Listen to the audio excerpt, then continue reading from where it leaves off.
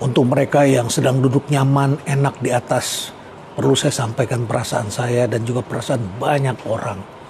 Jakarta tengah bersedih, Indonesia sedang bersedih. Ini mewakili perasaan banyak orang dan saya rasakan. Rasa sedih saya tidak terbatas pada apa yang saya lihat di sosial media. Tapi hari ini saya sengaja pergi ke Jakarta, saya melewati berbagai jalan. Memang banyak jalan yang kosong, memang ada banyak jalan yang ditutup. Saya rapat, kemudian jam 11 saya diminta untuk segera pergi. Kenapa? Karena gedung sebelah, satu lembaga milik pemerintah, aparat keamanan sudah melakukan barikade. Mereka takut di demo besar. Tapi kenapa hanya takut? Kenapa hanya ingin memadamkan kebakaran? Hanya ingin memadamkan gerakan demonstrasi? Persoalannya ada di akar, jangan menuju ke atas dulu. Di akar itu persoalan kalau tidak diselesaikan akan tereskalasi. Sadar gak sih kalian bahwa ini sudah jadi masalah? Masalahnya pejabat yang ngomong sembarangan. Soal tanah mau disita, soal uang tabungan kemudian dibekukan di rekening. Ini gimana sih? Seperti gak ngerti masalah. Kalau judi online itu kan gak mungkin dananya diendapkan. Kalau mereka bandar itu uangnya cepat diambil. Tapi dibekukan seperti itu. Lalu kemudian kita lihat lagi, katanya beras itu surplus di Indonesia. Tapi harga beras naik. Ini situasi tahun 98 itu seperti itu. Harga beras naik, pengangguran marak, lalu kemudian gak lama lagi itu mata uang. Terjadi pergeseran. Lalu masyarakat semakin menderita. Pajak lagi. Sekarang bisnis online kena pajak, ini kena pajak, apa-apa pajak. Ampun deh, pimpinan daerah juga gak mau mikir. Langsung naikkan ratusan persen, bahkan ada yang 1000%.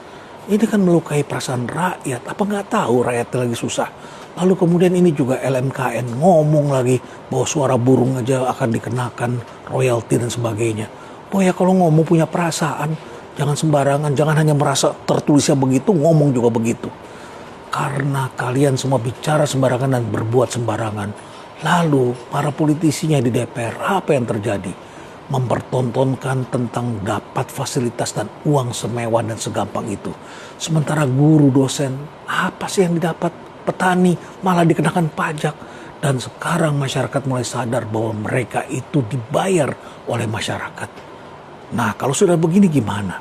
Kenapa nggak diselesaikan persoalan di akar? Nggak bisa hanya minta maaf.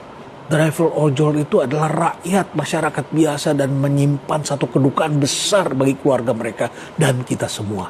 Tapi ada kesenjangan antara para elit politik dengan masyarakatnya. Para bupati, wali kota asik selfie, asik mempertontonkan drama-drama dan kemudian melupakan penderitaan yang dialami oleh masyarakatnya. Kalau persoalan ini tidak diselesaikan di akar, maka terjadi apa yang disebut sebagai problem escalation.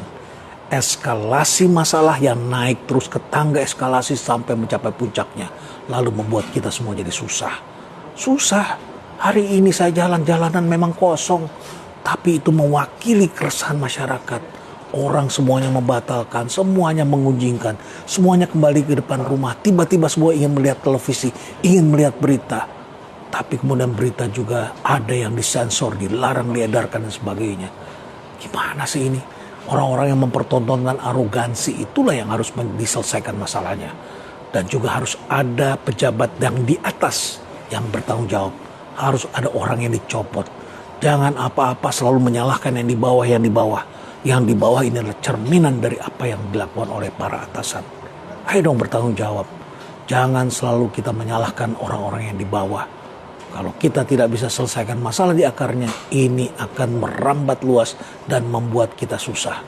Saya hanya mewakili rasa sedih dan rasa sakit yang dialami oleh banyak orang di sekitar saya.